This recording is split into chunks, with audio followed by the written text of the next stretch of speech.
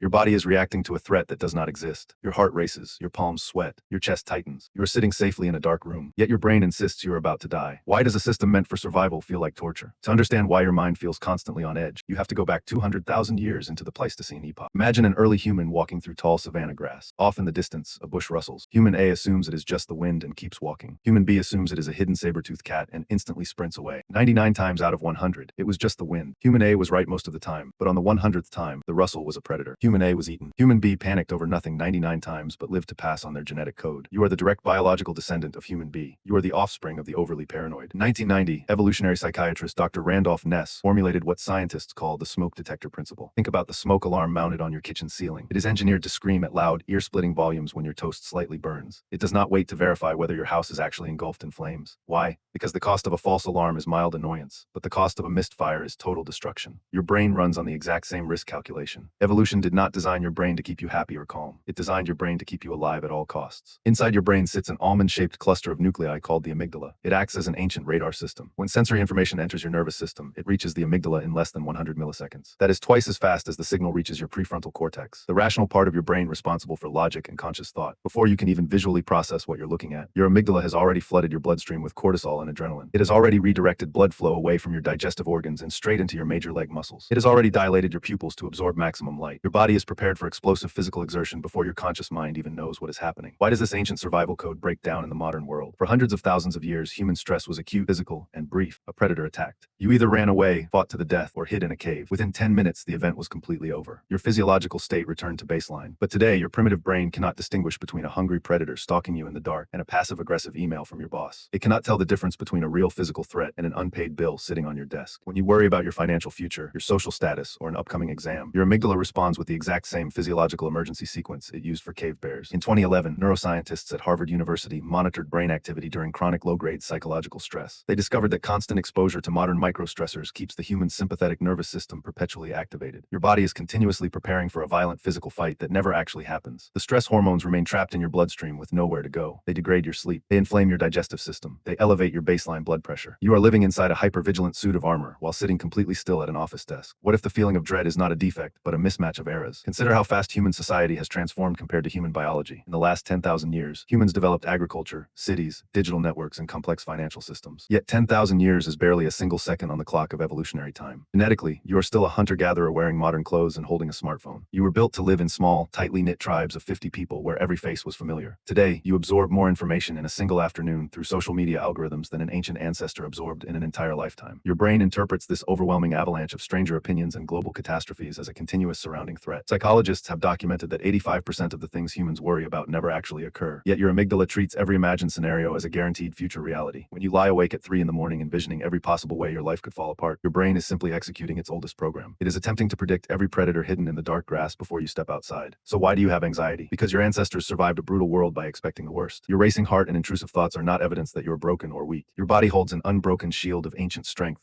safeguarding you from the world's threats.